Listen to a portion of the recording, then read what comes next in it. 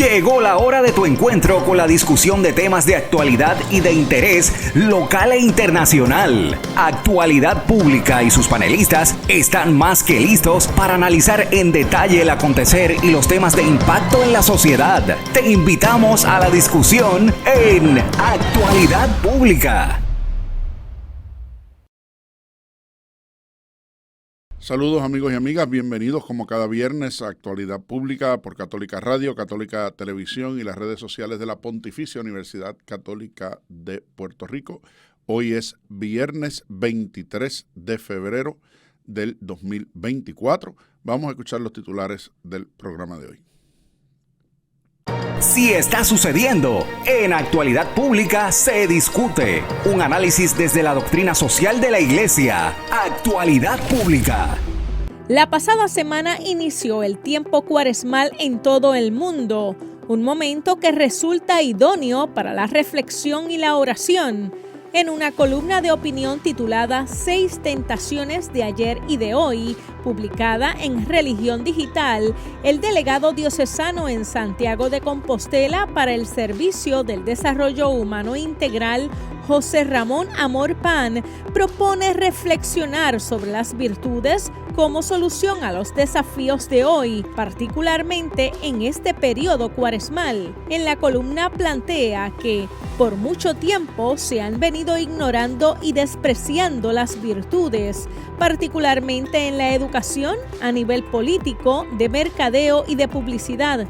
Incluso denuncia el utilitarismo que prevalece, un falso ideal de la moral que abona al desplazamiento de los descartados. ¿Qué ejercicios espirituales podríamos practicar en esta cuaresma para fortalecer nuestras virtudes? ¿Cómo aportar a nuestra comunidad para avivar las virtudes? Soy Yalibet Rodríguez Rivera y ahora comienza Actualidad Pública. Tú necesitas saberlo y el doctor Jorge Iván Vélez Arocho, junto a su panel de expertos, te lo explican. Actualidad Pública. Como cada semana, les saluda y les da la bienvenida el licenciado José Frontera Ajenjo, vicepresidente de Asuntos Administrativos de la Pontificia Universidad Católica de Puerto Rico. A ustedes, quienes nos escuchan y nos ven, así como a los compañeros aquí en el panel y en la cabina de control. Está conmigo esta tarde en la discusión el doctor Leandro Colón Alicea, vicepresidente de Asuntos Académicos de la Universidad. Saludos, Leandro. Saludos, buenas tardes, Josian, y un saludo cordial y afectuoso a todo ese público que está con nosotros todos los viernes de la tarde.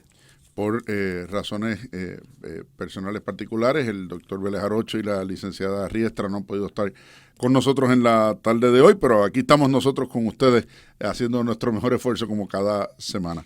Como escuchamos en los titulares esta semana pasada y lo conversábamos en el programa del viernes, dio comienzo la cuaresma, este tiempo particular de preparación para la Pascua, tiempo de conversión. Ha insistido mucho Padre Obispo Rubén en ese elemento del ver, ¿verdad? Se trata de volver a mirar, de mirarnos a nosotros mismos y volver a mirar a Dios desde esa reflexión interior y desde ese propósito de acercar nuestra vida a su evangelio, a su encuentro, sobre todo a su misericordia, de tal manera que podamos disfrutar con Él de la alegría de la Pascua, no solamente en el recuerdo de su propia resurrección, sino también en la esperanza de la nuestra. Como escuchábamos en los titulares, ha salido publicado este artículo, esta columna en Religión Digital sobre el tema de las 6 tentaciones de ayer y de hoy, que recogen elementos particulares de las tentaciones que en la vida humana vamos enfrentando continuamente y que sería bueno que revisáramos nuestra vida desde ese punto de vista y desde esa perspectiva. Particularmente aquellos de ustedes que hayan asistido a misa este domingo pasado, recordarán que siempre en el primer domingo de la cuaresma nos encontramos con las tentaciones que el mismo Jesús sufrió en el desierto por parte de Satanás y cómo Jesús las enfrenta. Y esas 3 tentaciones a las que Jesús se enfrentó en el desierto, pues son las típicas tentaciones a las que también nosotros nos enfrentamos en nuestra vida. La primera, la tentación del pan, y en el pan la tentación de todas las cosas materiales, de pensar que en la acumulación de bienes y de riqueza está la felicidad del hombre y que la satisfacción de nuestras necesidades más humanas, más sencillas, está nuestra perfección y nuestra plenitud, a lo que Jesús nos recuerda, bueno, no solo de pan vive el hombre, también de toda palabra y sobre todo de toda palabra que sale de la boca de Dios. La segunda, la de la autosuficiencia al punto de tentar a Dios mismo, ¿verdad? Tírate de aquí y el Señor mandará a sus ángeles para que nada te pase. Y dice, no, espérate, a Dios no hay que tentarlo, ¿verdad? No tenemos que nosotros sentirnos que tenemos el control de las cosas y poner a Dios contra la pared, ¿verdad? Diríamos. Y en tercer lugar, la tentación de la adulación, de convertir a otras cosas que no lo son en Dios, ¿verdad? Esa arrodíllate ante mí y adórame a mí y yo te daré todas las cosas que ves y todos los reinos del mundo y todo el poder y la gloria. Bueno, ¿a qué nosotros también nos entregamos y en qué cosas ponemos nuestra confianza que no es Dios buscando esas satisfacciones y esos resultados inmediatos? Bueno, pues solamente a Dios adorarás y solamente en Él pondrás tu confianza. Esas tentaciones de Jesús en el desierto nos hacen a nosotros poder reflexionar y contrarrestar contra las propias tentaciones de nuestra vida de cada día y poder en su ejemplo ver también cómo nosotros podemos superarlas y cómo podemos vivirlas, particularmente como nos propone el delegado diocesano de Santiago de Compostela para el Desarrollo Humano, desde una vuelta al tema de las virtudes, a esas virtudes que ya los filósofos griegos, particularmente Aristóteles, señalaba, y que San Pablo vendrá, ¿verdad?, a definirlas como esos dones del Espíritu, como esos frutos del Espíritu Santo en nuestra vida, que con la ayuda de la gracia y de Dios mismo nos invitan y nos ayudan a superar precisamente la tentación y a poder crecer en nuestro camino espiritual. Pero esto no se trata solamente de la vida espiritual, también estas tentaciones van a la raíz y a la médula de lo que es nuestra vida de todos los días en la familia, en la comunidad, en el trabajo, en la política, en nuestra visión de mundo. Y por eso desde aquí, desde Actualidad Pública, por lo que significan en ese ámbito más amplio de la vida de todos los días, pues conversamos sobre este tema en la tarde de hoy. Leandro. Sí, gracias, José. Tema sumamente importante, ¿verdad? Y como tú dices, estas 6 tentaciones que se mencionan en este artículo, pues, o sea, están de frente tanto a nosotros como personas, tanto a la familia, al matrimonio, a los políticos, a las empresas. O sea, que tiene una cobertura, un campo de acción muy amplio. Yo voy a mencionar, comenzar mencionando algunas de estas tentaciones que se discuten en este artículo y dando algunas características de las mismas. La primera es la soberbia o arrogancia. Cuando se habla de soberbia o arrogancia, se está hablando de la sobrevaloración de uno mismo, cuando uno mismo se sobrevalora y se cree superior y menosprecia a otras personas y las ideas de otras personas. Tiene que ver con la vanidad propia, con el yo, con el ego propio, y es uno de los 7 pecados capitales. Sinónimos de esta tentación son la altanería, la altivez, la vanidad. La soberbia conlleva ansia de poder y muchas veces creer que se tiene la verdad absoluta en las manos y sentirse por encima de los demás. Y mucha gente disfraza esta tentación con el ropaje del servicio a los demás. Incluso se justifica muchas veces con Dios mismo. Otra tentación que se menciona, y estoy hablando así por encima de algunas de estas tentaciones, más tarde abundamos un poco más en algunas de estas. Otra que se menciona en este artículo es la que tiene que ver con la confusión que existe cuando uno confunde el grupo cercano con la comunidad donde uno vive o la comunidad más amplia de su país. Y muchas veces se piensa, mi grupito, me acerco y estoy con aquellos que piensan igual que yo, con los que son mis amigos, con aquellos con que me siento a gusto, lo que es contradictorio, ¿verdad?, con los principios del Evangelio, incluso con los principios de la sinodalidad, que es caminar juntos, marchar juntos como pueblo de Dios.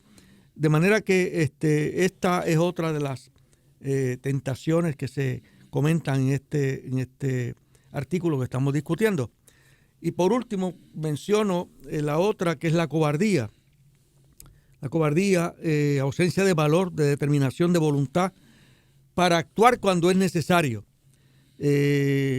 La cobardía es un vicio contrario a la valentía, que es una virtud. Entonces, muchas veces se confunde cobardía con miedo y son dos cosas diferentes.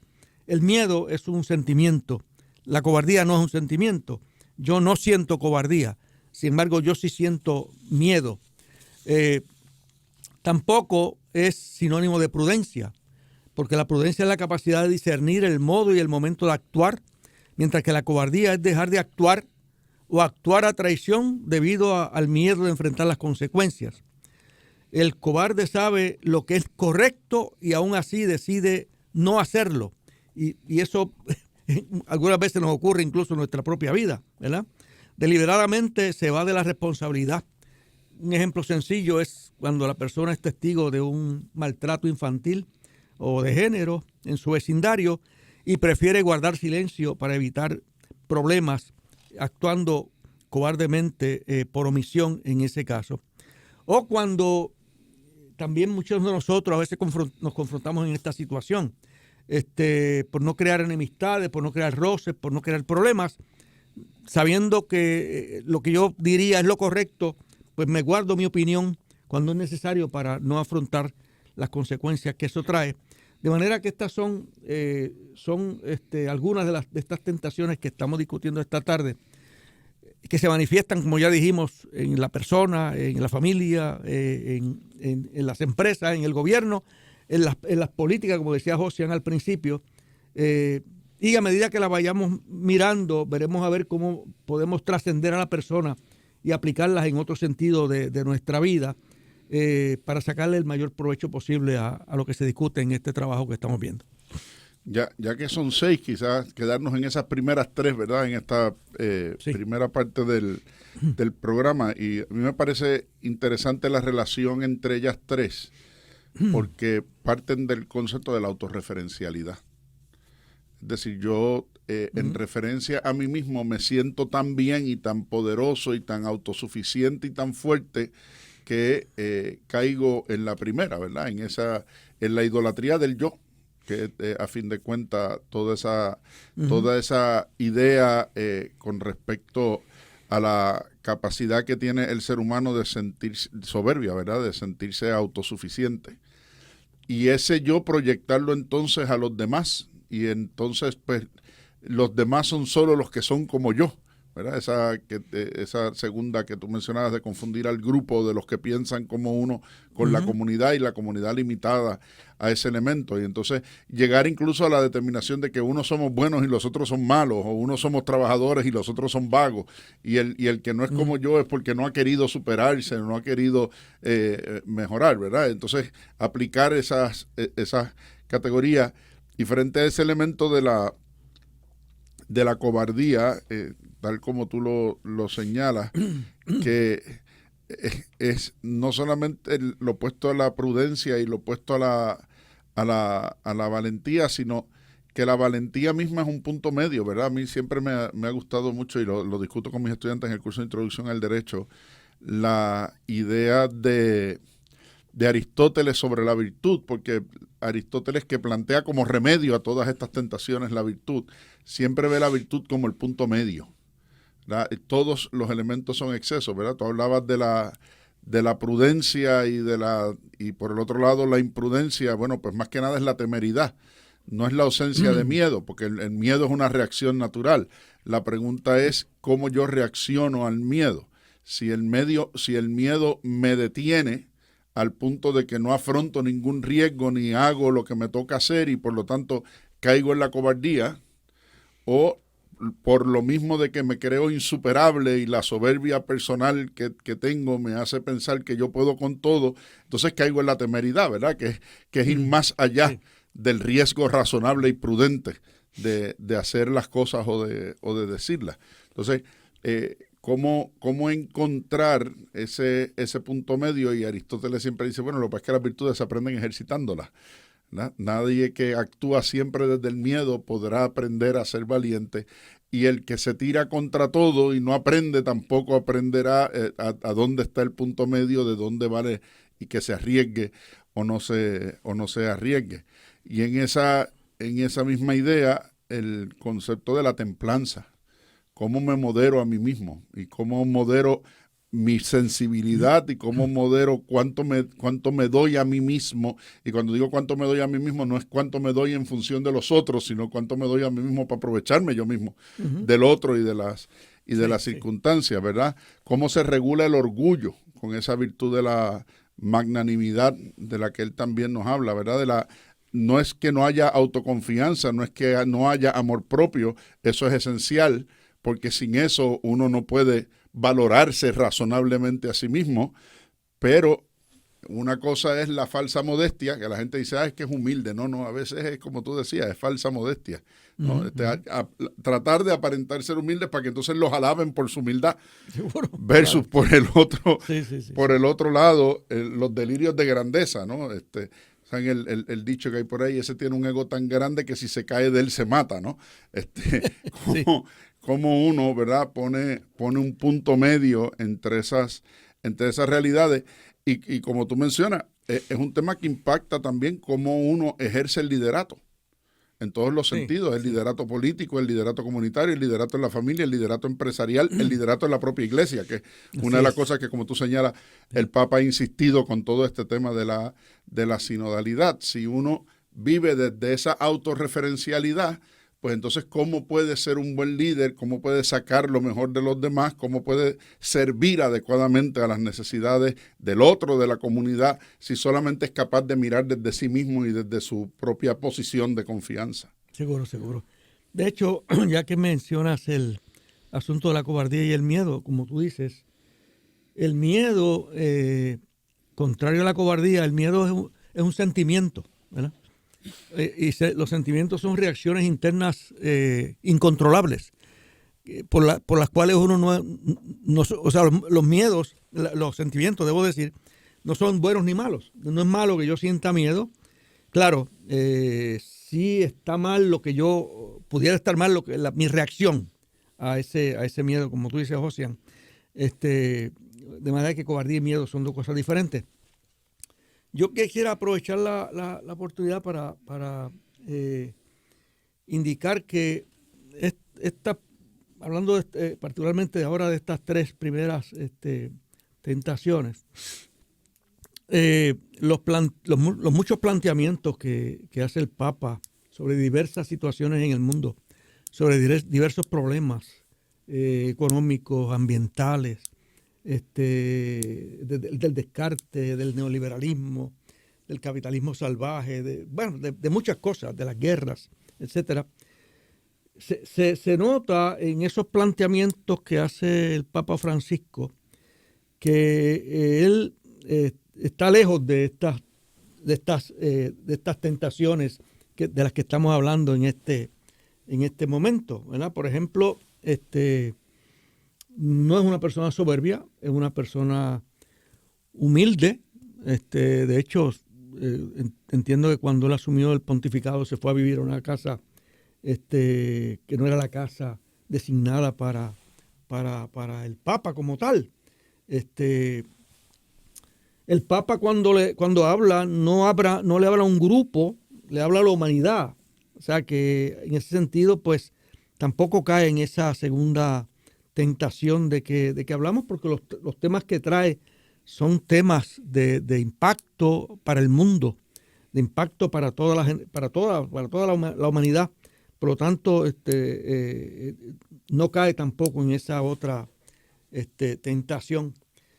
y mucho menos cae en la cobardía, porque el Papa se ha caracterizado porque lo que cree justo lo dice, independientemente de las consecuencias que tenga su discurso, y sabemos que ha recibido el impacto de críticas aún dentro de la misma iglesia por planteamientos que entendemos nosotros que son planteamientos justos. De manera que la forma en que el Papa atiende su trabajo, por decirlo de esa manera, su ministerio, es una manera en la cual el Papa demuestra alejarse de estas tentaciones, particularmente de estas primeras tres que estamos comentando en este momento, y nos da un ejemplo con sus actos, con su palabra, nos da un ejemplo a seguir. Sí, y en ese sentido, volviendo al planteamiento que hacíamos al principio, no nos faltan modelos de gente que vive contra esas tentaciones. Tú mencionas al Papa, uno pudiera pensar en Madre Teresa de Calcuta, uno pudiera pensar fuera del mundo católico en Martin Luther King, por ejemplo, cuyo día celebramos en enero. Uno pudiera pensar en aquellas personas que, como dice el Papa, entran a la política con generosidad de espíritu.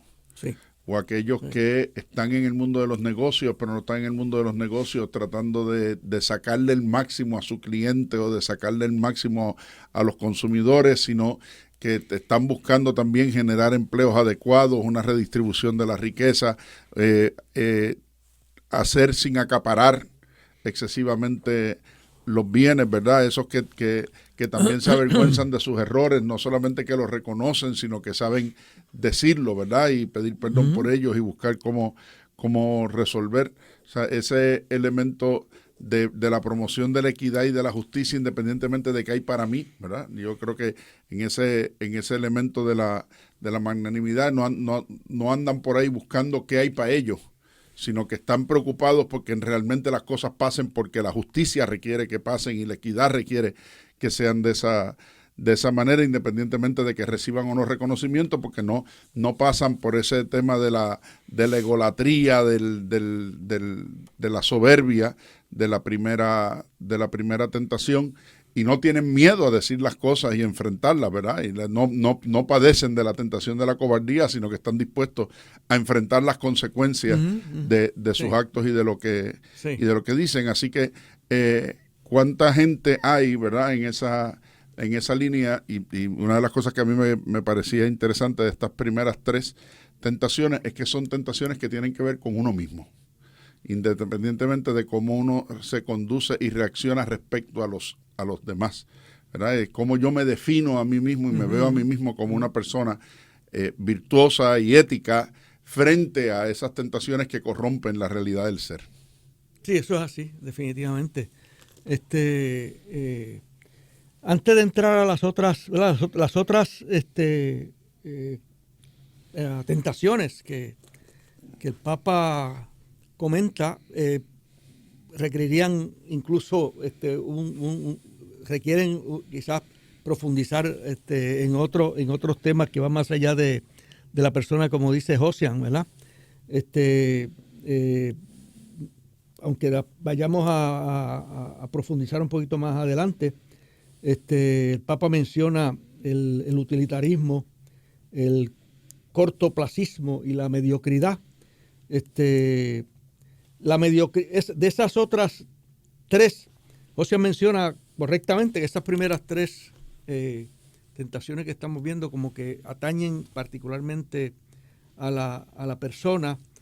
Posiblemente dentro de las otras tres que estamos mencionando, la mediocridad pudiera ser también que se refiere concretamente a la persona, aunque se puede llevar a otros niveles, obviamente, ¿verdad? O sea, uno puede hablar de que una empresa es mediocre, de que un gobierno es mediocre, que una organización es mediocre, Y las otras dos, sobre las cuales abundaremos un poco más adelante, pues dan margen quizás a llevarlas más allá del ámbito personal, aunque obviamente todas estas tentaciones, por las repercusiones que tienen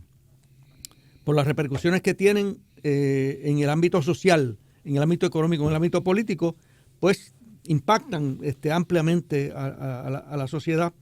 Y las otras dos, pues pudiéramos estarlas comentando con más detalle después. Y eso haremos, tan pronto regresemos de la pausa, pero me hacen señas del control que debemos irnos a ella, así que enseguida regresamos. Esto es Actualidad Pública. Crisis energética, políticas públicas, manejo de la deuda del país, asuntos de la iglesia, violencia, en fin, asuntos de importancia que impactan la sociedad. Por eso es Actualidad Pública. Regresamos, amigos y amigas, a Actualidad Pública, hoy viernes 23 de febrero del 2024. Estamos comentando un artículo que salió recientemente en la revista virtual que se llama Religión Digital, escrito por José Ramón Amor Pan. A mí esos apellidos me estuvieron muy curiosos, Amor Pan, sobre todo tratándose del delegado para el Servicio del Desarrollo Humano Integral, y que nos habla sobre las 6 tentaciones de ayer y de hoy. Tentaciones que van más allá del mundo espiritual, porque son tentaciones que afectan también nuestro comportamiento en el mundo de la familia, de la comunidad, de la política, del trabajo, de todas nuestras relaciones sociales. La primera de ellas, la soberbia. La segunda, la confusión del grupito de los amigos y de los íntimos con la comunidad, desvirtuando el término de comunidad. La tercera, la tentación de la cobardía. La cuarta, el utilitarismo. La quinta, el cortoplacismo. Y la sexta tentación, la tentación de la mediocridad. Sobre las primeras 3 estuvimos conversando en la primera parte de este programa junto al doctor Leandro Colón, y ahora vamos a mirar un poco más en detalle las últimas 3, utilitarismo, cortoplacismo y mediocridad. Yo mencionaba al final de la primera parte del programa que a mí las primeras 3 tentaciones las veía en relación directa con uno mismo, ¿verdad? ¿Cuál es la visión que uno tiene, el concepto que uno tiene de sí mismo, de la autorreferencialidad y, por lo tanto, en esa misma línea de dónde no me meto para protegerme a mí mismo, ¿verdad? Y terminando rayando en la cobardía, más allá que en la prudencia. Y que de estas, las últimas 3, utilitarismo, cortoplacismo y mediocridad, sobre todo utilitarismo y cortoplacismo, en relación con los demás y las cosas y cómo uno actúa. Una de las cosas que el Papa Francisco ha estado insistiendo, y lo conversábamos recientemente, bueno, incluso la semana pasada cuando hablábamos con Paco Serrano, sobre todo este tema de organizar la esperanza, es que el utilitarismo nos ha llevado incluso a abusar del otro, ¿verdad? Esa idea de Maquiavelo, ¿no? De que el fin justifica los medios y por lo tanto el otro puede ser un medio también, el otro se convierte también en un recurso. Esa idea por la cual nace la doctrina social de la Iglesia, ¿verdad? La Rerum Novarum, hablando de la revolución industrial, de convertir al ser humano por su trabajo en un recurso económico más y poder explotarlo como un recurso económico más y no desde la realidad de persona, de individuo, de sujeto, de su dignidad.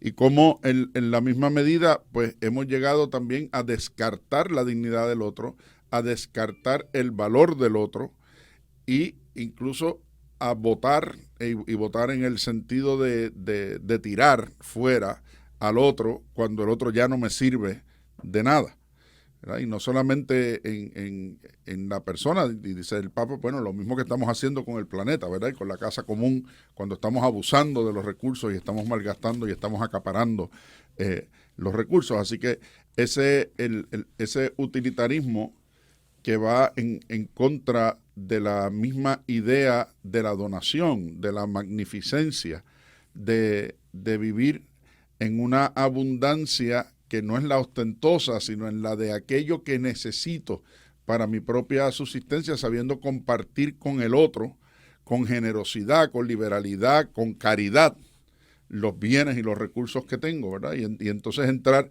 en esa otra idea contrapuesta a la de Maquiavelo, que es la historia, la idea de Kant, de que el ser humano siempre será un fin y nunca un medio, y que la humanidad del otro hay que verla siempre como un fin en sí misma y nunca como un medio del que se pueda abusar. Entonces, ¿cuánto malgastamos? ¿Cuánto abusamos? Yo le decía a mis estudiantes el otro día, una lección que aprendí con uno de mis profesores de economía, uno que tengo muy cerca en esta mesa, que cada vez que yo acaparo y malgasto, estoy quitándole al otro. Y usted dirá, no, pero es que yo no me estoy quedando con lo de nadie, no, pero mire, en la medida que usted consume de más, usted está produciendo un consumo artificial, una demanda artificial, y esa demanda artificial que va a terminar en desperdicio, provoca también un aumento de precios que deja a alguna gente fuera de la posibilidad de poder adquirir.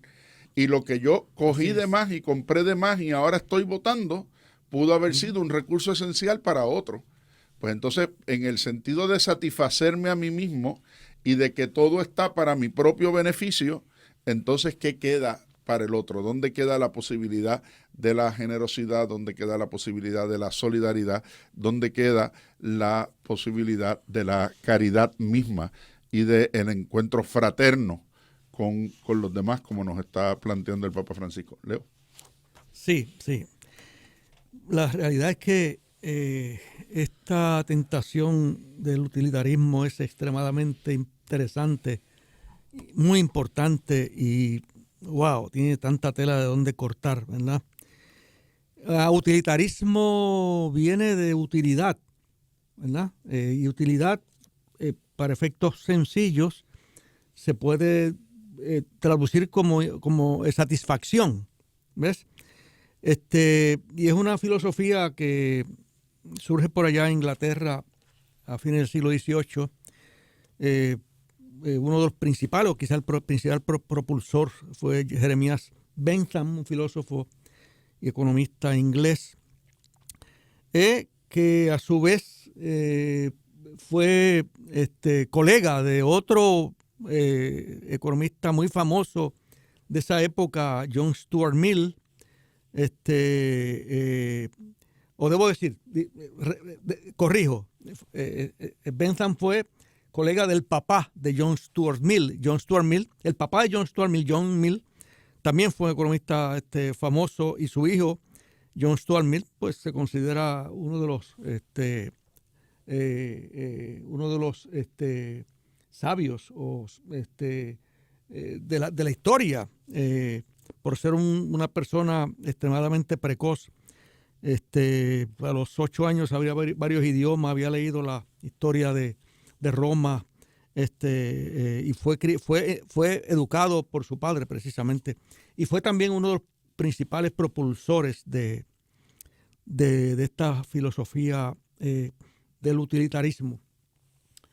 Y cuando el Papa Francisco dice y ha dicho muchas veces que la economía mata, y asocia eso con el descarte, y se vincula eso con lo que Josian estaba diciendo hace un momento, que se mira al ser humano como un medio, como un recurso, pues estamos hablando de esta filosofía utilitarista que plantea básicamente que si algo me produce felicidad, pues es bueno. Y sobre eso está montada toda una teoría, o sea, toda la teoría económica del mediados del siglo XVIII, a partir del siglo XVIII domina el siglo XIX, el siglo XX, y sigue dominando fundamentalmente al discurso económico de los países, en este caso países capitalistas. Se fundamentan esos principios que estableció, que discutió y apoyó y desarrolló Bentham sobre el utilitarismo. De ahí es que surge, por ejemplo, que que se da por sentado, o se supone que el ser humano va a tratar de dirigir sus actividades hacia la maximización de la utilidad. Maximizar la utilidad, maximizar la satisfacción, que en muchas ocasiones conlleva a resultados anticristianos, como yo he comentado en este programa en otras ocasiones. El utilitarismo está como fundamento de toda la teoría de que el sistema es bueno porque cada cual buscando su propio bienestar va a promover el bien común, y el que maximiza la ganancia, no importa cómo lo haga, pues va a tener como efectos secundarios unos beneficios para los que más sufren, por decirlo de esa manera, cosa que en la práctica se demuestra que no necesariamente es correcto. Por eso en este artículo se coloca el utilitarismo como una de esas tentaciones, que es mirar al ser humano como un objeto, como un medio, sacándolo totalmente de su dimensión espiritual, de su dimensión religiosa, de su dimensión incluso moral, yo diría. Y se trae entonces esa tentación en este artículo para indicar que debemos huir de la misma. Lamentablemente, pues muchas de las decisiones, posiblemente todas las decisiones que nos impactan a nosotros como país, están montadas en este esquema.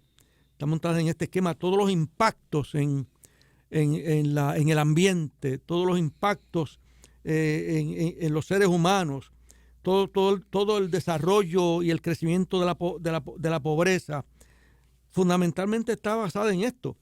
Y la idea sería que el ser humano busque su propio bienestar, pero que contemple al hermano, que mire la dimensión espiritual, como Cristo nos enseñó a hacerlo, y no simplemente perseguir la maximización, ya sea de la ganancia, como lo hacen las empresas, ya sea de mi satisfacción personal, a costa de lo que sea. Así que es importante estar consciente de todas esas implicaciones de esta tentación. Y va de la mano con la próxima, que es el cortoplacismo, ¿verdad? Esa idea de que todo tiene que ser a corto plazo. Definitivamente. ¿Verdad? Entonces, no medimos las consecuencias de pensar y quererlo todo a corto plazo. Quiero satisfacción ahora, quiero ganancia ahora, quiero sentirme bien ahora, ¿a expensas de qué? Bueno, en ocasiones del propio futuro, o del futuro social y del futuro colectivo. Y nosotros a veces pecamos incluso de cortoplacismo como sociedad. O sea, medimos a los gobiernos por cuántos puentes construyeron, por cuántas canchas techaron, por cuántos kilómetros de asfalto tiraron, pues, pero a la hora de la verdad, para poder hacer eso, entonces tienen que endeudarse, pero nos quejamos de que se endeuden, tienen que gastar dinero, pero nos quejamos de que gasten, tienen que sacrificar otras cosas importantes de bienestar social, como es la salud o como es la educación, para poder entonces hacer ese tipo de inversiones, pero eso no nos importa, ¿no? Entonces nos vamos atentando contra el futuro, que es una de las preocupaciones que el Papa Francisco también ha traído. O sea, en la medida en que sigamos buscando la mayor utilidad, entendida, ¿verdad?, desde esa perspectiva que tú nos explicabas, en el más corto plazo, más en riesgo estamos poniendo el futuro y las condiciones de futuro, ¿verdad? Y la situación económica que está viviendo Puerto Rico es la mejor muestra de cuando uno hace las cosas de esa manera, ¿no? Es como el que fuma diciendo, de aquí a que me muera, ¿verdad? Pues me lo disfruto, pero no puede ser, pone en riesgo a sí mismo, pone en riesgo a los que están a su alrededor, ¿verdad? O cuál es la probabilidad de, ¿verdad? Entonces empezamos a hacer esos juicios tratando de justificar esa satisfacción del corto plazo a expensas del mediano y del largo plazo, que es donde realmente nos jugamos no solamente nuestra propia vida y nuestra propia salvación también, sino la subsistencia y el bien de los demás, como bien tú mencionas. Así que esa idea de que todo tiene que ser de inmediato, de que todo tiene que ser ahora, de que la solución tiene que estar al alcance de la mano, y por eso las innovaciones tecnológicas, independientemente de otros asuntos, como toda la discusión sobre la inteligencia artificial. No, es que yo no quiero gastarme una semana o 2 semanas investigando sobre un asunto y escribiendo un paper, cuando todo ese conocimiento ya está en la computadora y yo le puedo pedir a la computadora que lo haga por mí. Ajá, ¿y tú qué destrezas desarrollaste? ¿Cuánto aprendiste realmente? Sí. ¿Cuánta capacidad crítica vas a tener después de que hagas ese ejercicio, ¿verdad? O sea, todo eso va atado de la mano con este elemento, ¿verdad?, del corto plazo versus el largo plazo. Definitivamente, Josian, tienes toda la razón. De hecho, yo entiendo que el cortoplacismo ha sido uno de los enfoques que más detrimento ha traído a nuestro país, a nuestra economía. Porque todo se mira, como tú dices, desde el corto plazo. ¿Y qué pasa? Que los planes de desarrollo de un país se contemplan y se visualizan en el largo plazo, no en el corto plazo. Se visualizan en el largo plazo porque es el largo plazo el que le permite a uno mirar las oportunidades y mirar los riesgos que conlleva cada decisión que se toma. En nuestro país eso está totalmente ausente, totalmente ausente. Y lleva este cortoplacismo a lo que en Castilla la Vieja le llaman muchas veces crisis management. Seguimos el corto plazo, caemos en una crisis y después buscamos cómo salir de la misma. Yo entiendo, por ejemplo, que todo el problema en que está metido Puerto Rico en términos de la quiebra y de la deuda se debe en gran medida a este enfoque de corto plazo. Porque cuando en el transcurso de las últimas décadas se emitieron muchos millones de deuda pública por parte de las corporaciones, muchas corporaciones públicas que hay en Puerto Rico, como la AAA, la energía eléctrica, etcétera, etcétera, etcétera. Esas emisiones de deuda por muchos millones para ser pagadas en lapsos de 20, 30 años, tienen que estar respaldadas por una visión de largo plazo en términos de cuál es la capacidad de nuestro país para pagar la misma en los 20, los 30 años subsiguientes. Es como cuando usted le hace un préstamo a un banco por $500,000, el banco le va a preguntar a usted cómo usted va eventualmente en el futuro a repagar esa deuda. El mirar la economía simplemente desde el punto de vista del corto plazo, no mirarla a largo plazo, explica en gran medida este problema en que estamos metidos, en que nos hemos metido, porque esas emisiones de deuda que conllevan la preparación de unos informes, unos llamados prospectus, que son los que la agencia que va a emitir deuda se los presenta a los bonistas y ahí le dice su capacidad para pagar esa deuda multimillonaria en 20, 30 años. Pero ¿qué pasa? Que esos estudios y esos prospectus miraron siempre la economía en el corto plazo. Nunca la miraron en los posibles o imposibles desarrollos del futuro del país. Por ejemplo, pues nunca se contemplaron los elementos demográficos, los elementos ambientales, los elementos sociales. Y esos son los que determinan, ahí es que está el fundamento de hacia dónde nosotros iremos, o cómo estamos o cómo estamos o no estamos.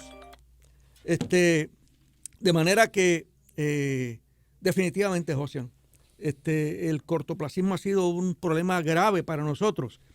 Y voy más lejos. Los proyectos que se implantaron y se financiaron mediante la emisión de esa deuda tampoco se estudiaron a largo plazo. Es más, en muchos casos ni siquiera se estudiaron, o sea, porque la economía provee unas herramientas de análisis donde usted contempla todos los beneficios futuros, presentes y futuros, todos los costos posibles en el lapso de 5 o 10 años. Y esos tipos de ejercicios no se hicieron. ¿Por qué? Por mirar, por estar encajonados en el cortoplacismo, como dice Josian, en tener, lo quiero ya para allá.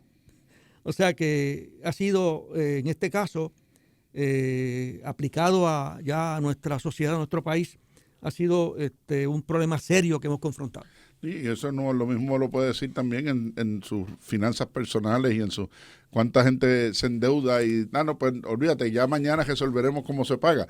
O esa expresión de la última la paga el diablo. Yo siempre molesto a mis estudiantes y les digo, cuando ustedes oigan a sus papás decir que la última la paga el diablo, sepan que el diablo son ustedes porque las deudas se heredan, ¿verdad? Así que no se crea que eso otro lo va a pagar por usted, ¿verdad? Así que tanto que se habla de hemos hipotecado el futuro, sí, pero es que nos hipotecamos a nosotros mismos también, ¿verdad? No solamente el futuro colectivo. Y eso pues lleva a la última de las tentaciones, que es la mediocridad, ¿verdad? La mediocridad, que eso está en todas partes. Todo el mundo quiere hacer el mínimo exigible. Todo el mundo quiere hacer el mínimo necesario. Y se ha hecho famoso todo este tema del cumplimiento. Yo lo he dicho aquí otras veces, cumplimiento son 2 palabras, cumplo y miento. Es decir, hago ver que se está haciendo lo que hay que hacer, pero realmente es un autoengaño, ¿verdad? Para mí y para el que lo mira, porque a la hora de la verdad, ¿qué se está haciendo? ¿Cuánto se avanza? ¿Verdad? Y yo creo que ese elemento de cada cual dar lo mínimo posible, hacer lo menos que sea necesario, pero al mismo tiempo querer sacar el máximo y sacarlo lo más pronto posible, ¿verdad?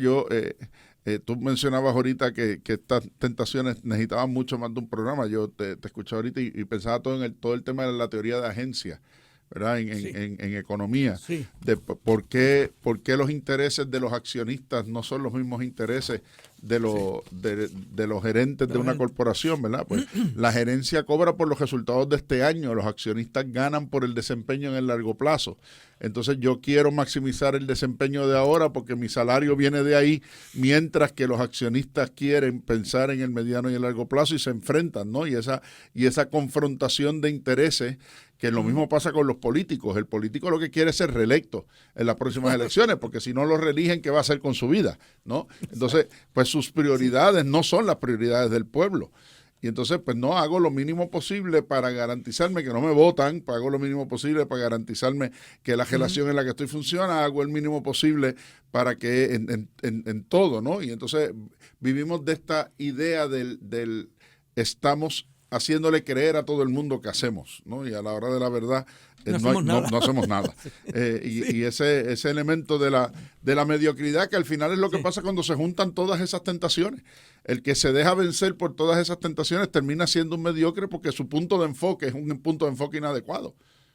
Incluso, de hecho, Josian, yo entiendo que, y estoy de acuerdo contigo en ese último punto, que eso en cierta medida también es lo que da lugar a la corrupción.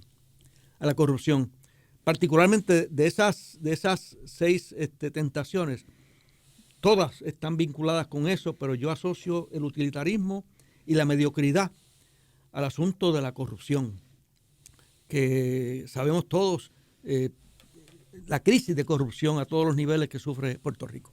Y diría Aristóteles, el problema es que no hay vergüenza, ¿verdad? Entendida desde esa... No en el sentido de avergonzarnos de ser quienes somos, sino en la vergüenza de lo que dejamos de hacer, ¿verdad? La vergüenza de no cumplir con nuestras obligaciones, la vergüenza de no darnos cuenta de nuestros errores y responder por ellos. Esa es la vergüenza que hace falta, ¿verdad? Y dice, sentir vergüenza de... y eso es como tú dices, o sea, por eso es que dice el Papa que es la diferencia entre el pecador y el corrupto. Dice, el pecador por lo menos reconoce que peca y trata de esforzarse. El corrupto llega al punto donde ni siquiera se da cuenta ya de lo que está haciendo. Y porque en Puerto Rico tenemos ejemplos de eso. Ese es su estilo de vida, esa es su forma de ser, ¿verdad? Y vivir de esa apariencia farisaica de la que Jesús mismo hablaba, ¿verdad? O sea, de la boca para afuera, ajá, y que hay de la boca para adentro, y que hay en la tumba adentro, aunque esté bonita, aunque el mármol por fuera esté geluciente, ¿verdad? Cualquier referencia al mármol geluciente y lo que hay adentro no tiene nada que ver con Puerta de Tierra, ¿verdad? Así que, o sea, ¿cómo vivimos esa realidad, ¿verdad? En ese sentido, como dice el autor, pues la solución sigue siendo la misma, ¿verdad? Hay que cultivar las virtudes, y hay que estar en una escucha atenta a la palabra de Dios, como nos dice Jesús cuando venció la tentación. No solo de pan vive el hombre, también de toda palabra que sale de la boca de Dios, y esa referencia moral no puede olvidarse. O sea, hay gente que quiere divorciar las virtudes y la moral de la gestión y del quehacer público. Pues claro, si sacamos eso de ahí, ¿contra qué me van a comparar? ¿Contra qué me van a pedir que rinda cuenta? Definitivamente, sí.